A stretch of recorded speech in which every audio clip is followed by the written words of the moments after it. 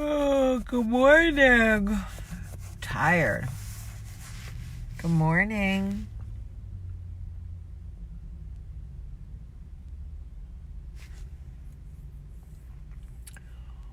Good morning. Good morning.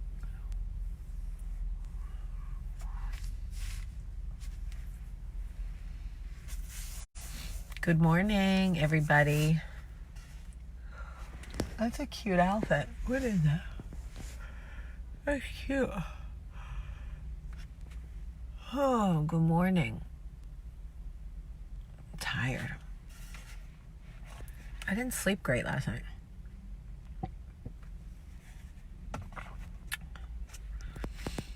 Good morning.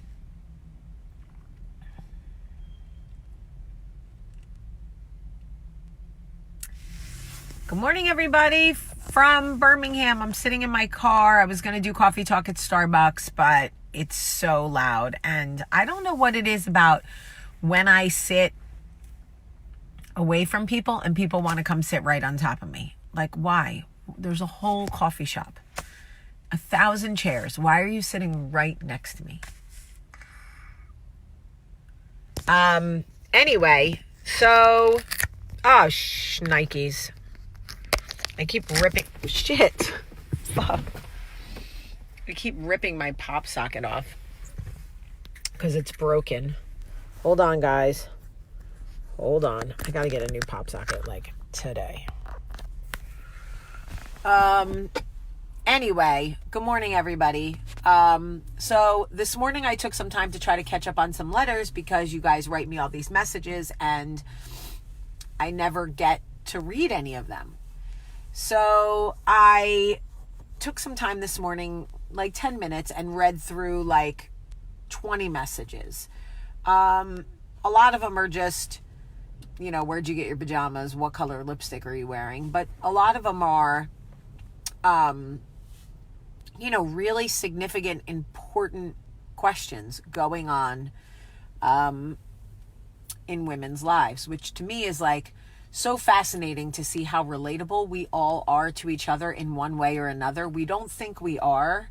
We think we're so different based on socioeconomic status or weight or race or class or religion. But the truth is, as women, we go through so many of the same things. It is unbelievable. Okay. So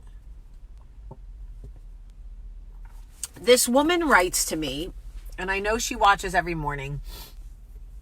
And she says that she's been watching for 3 years and she doesn't typically comment, but she needs my help. So basically she said that she's been married to her husband for 25 plus years. They have 3 children and grandchildren together. And on the outside, they look like a very happy couple. But on the inside, he no longer has an interest in her in any romantic way. And his expectation is that she will continue to honor the marriage and stay married essentially as his friend and live out the rest of her life as his friend. She does not want to do that. She still wants intimacy. She still wants to kiss and make love and have oral sex, probably, because who doesn't want to do that, right? Those are my words, not hers. She didn't say oral sex. I'm just guessing. And she feels torn now. What do I do, Jamie? I have grown children. I have grandchildren. Do I burst their bubble, believing that their parents' life is perfect and happy? Or do I leave to create the life that I want for myself? She said, to clarify, I have asked him numerous times to get help, to go to therapy, to see a doctor, whatever. He's not interested. He does not want to. So what do I do? It is so interesting to me that women feel we only have 2 choices when it comes to our children. Rip the Band-Aid off or live miserable. Where is the conversation with your grown children? Where is the honest conversation with your children? You can't believe that your only options are to burst their bubble and like ruin their life, or stay and be miserable and unsatisfied. There's two different things going on here. The first thing is your children are adults.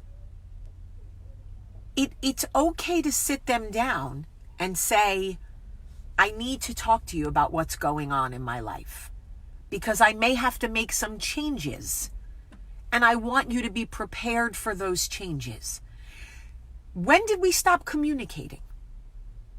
The first conversation should not be that you go to your kids and say, I'm leaving your father.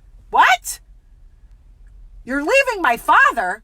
Of course that's going to kill your kids. You need to sit down and talk to your children about what your expectation is of happiness and what it is that you want for your life, so your children can understand if you have to make a decision, they'll know where it's coming from. Don't wait until you're filing for divorce to tell your kids. That's the first thing. The second thing is this. In what world, in what lifetime did women decide collectively that they were just going to live unfulfilled? I truly don't understand why and now I'm not saying men don't live unfulfilled. I'm not saying that men don't have, I could probably find 50 letters from men in my inbox saying my wife doesn't touch me, my wife doesn't want to whatever.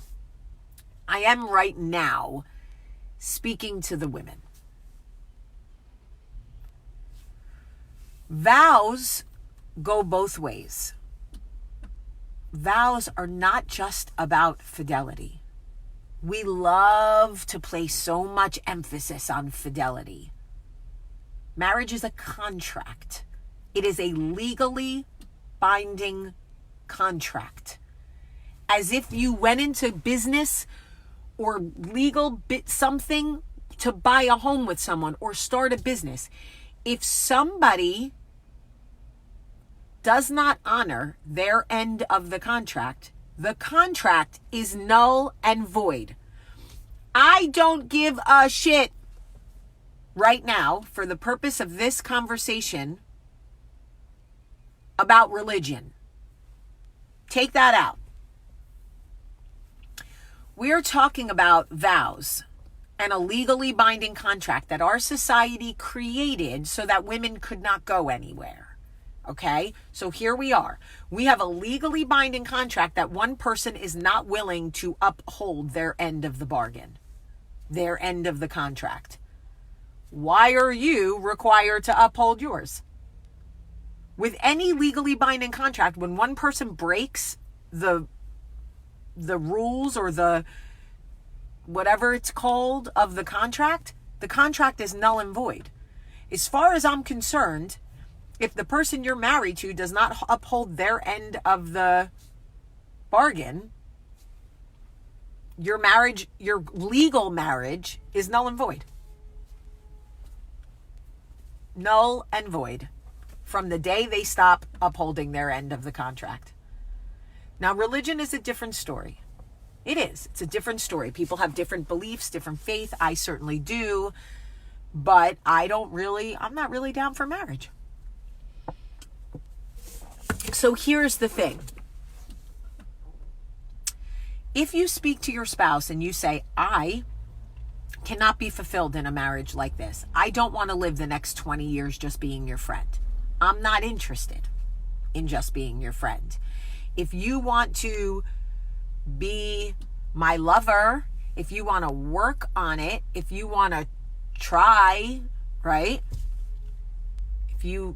Then I'm willing to do that. If you are not willing to get help and work on the intimacy and try to be my lover and not just my friend, I gotta go. If they're not willing to try, That is a violation of your legally binding contract. It just is. The vows have been broken. That's, tear it up, Pelosi. Whoosh. So, in what world would any woman want to stay in a legally binding contract that requires her to behave a certain way or to operate a certain way or to do a certain thing if the person that's with her is not upholding their end of the bargain? No. And let me tell you something. Truthfully, every single time Michael and I have gone to therapy, it is because Michael is not upholding his end of a legally binding contract he wanted. I didn't even need or want. So I'll be a pig dipped in shit if you're going to convince me to get married and then not uphold the piece of paper you needed to sign. No, sir. No siree, Bob.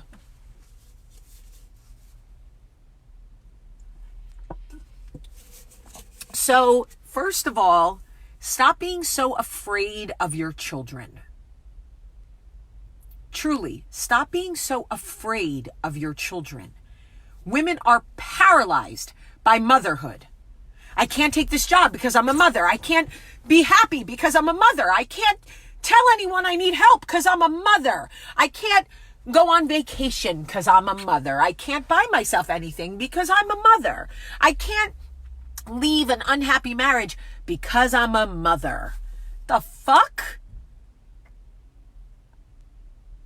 Society better stop putting all that fear and shame on women about being mothers, or we're going to stop having so many kids. And before you know it, tick, tick, tick, boom, we're going to have 400 people in this country because women are going to be like, sorry, I'm not having any more kids. You're not shaming and scaring me into doing nothing with my life but being fucking miserable because I'm a mother.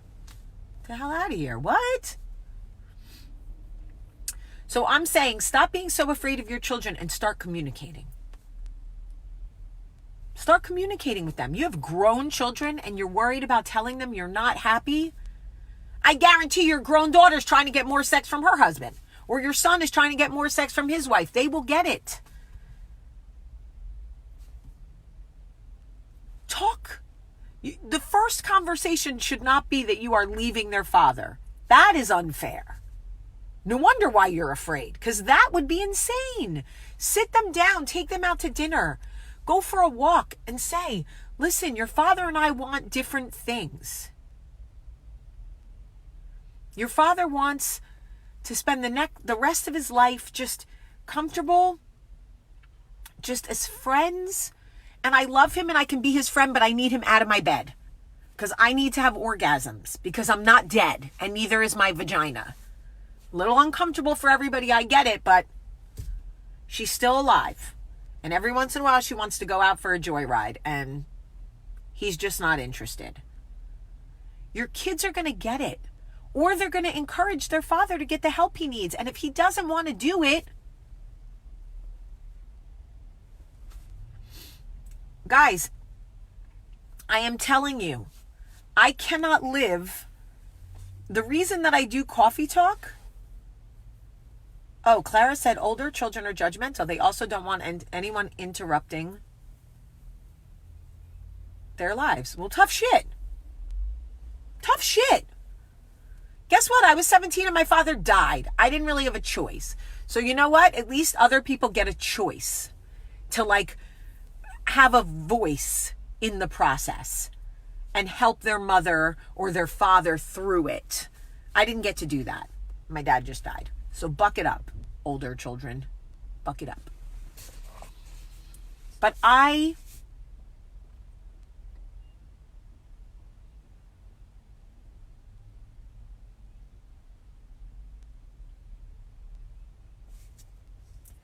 just telling you guys that life is so short.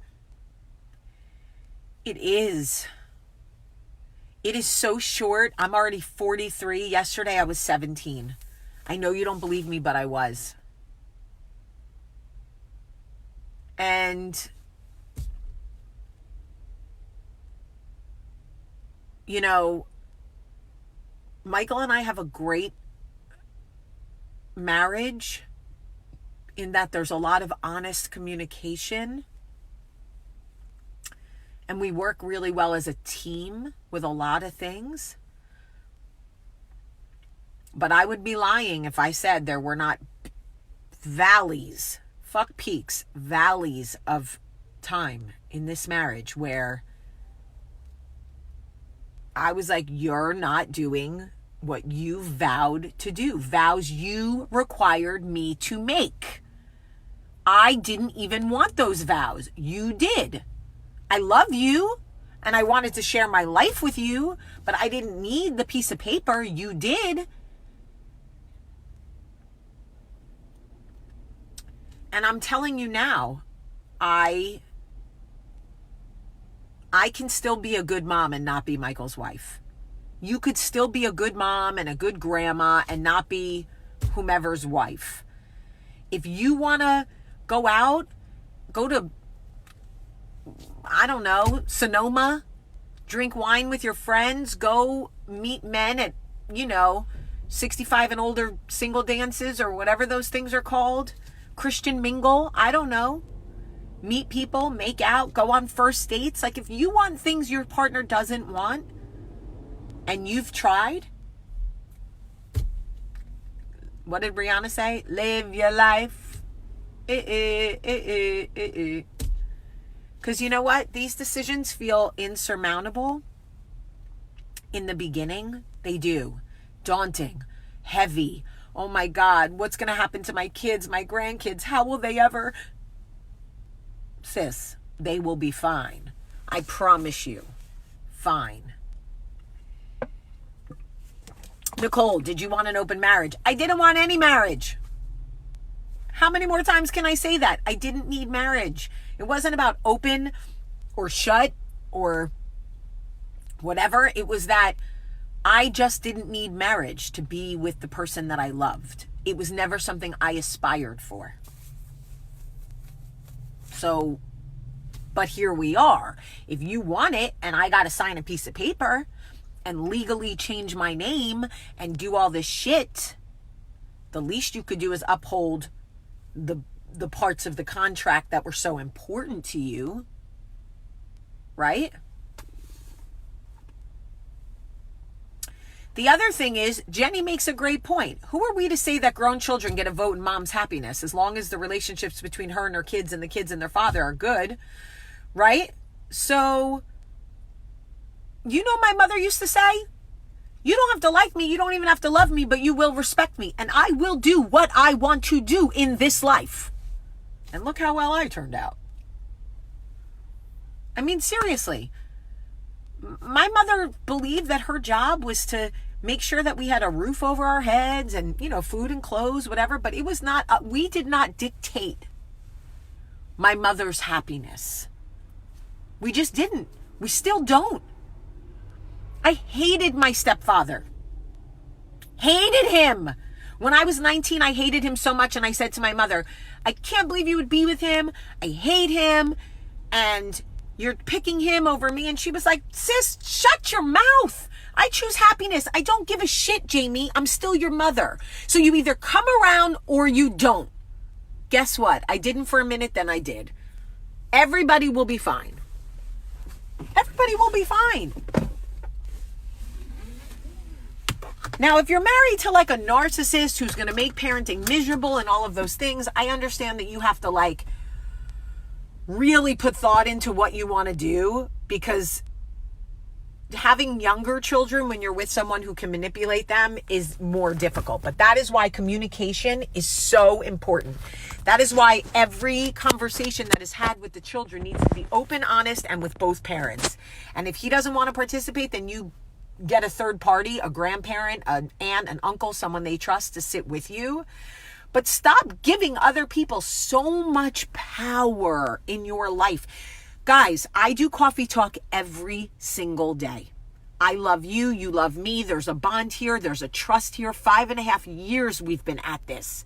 I would still leave Michael and not give a fuck if you didn't get to see the We Made It Another Week post, if that marriage no longer served me. Know this.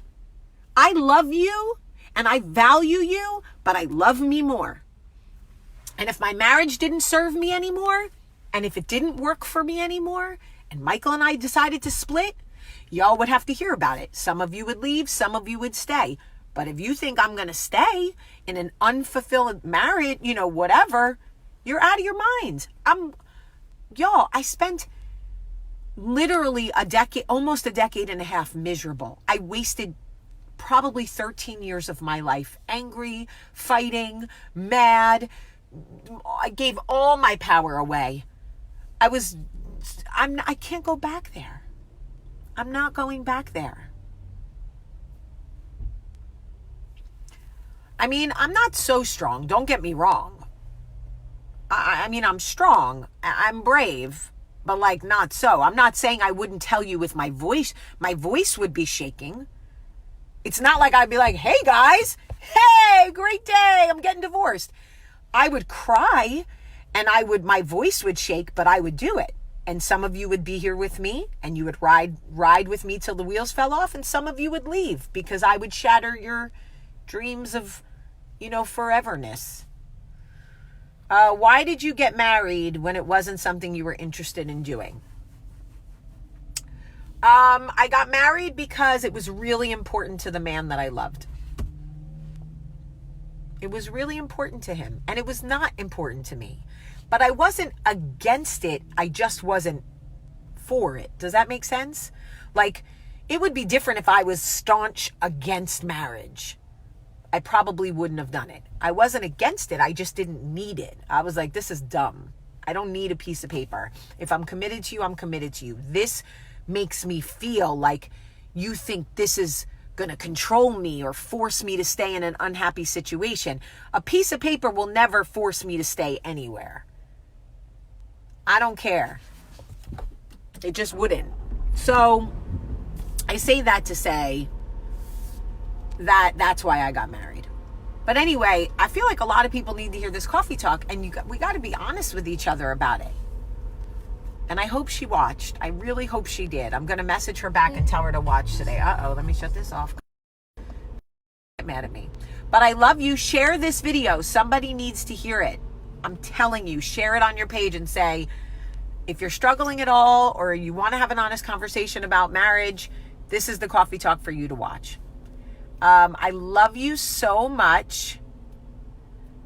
Sandy, Michael is a cutie pie. He is a cutie pie. I love you so much. Have a great, great day.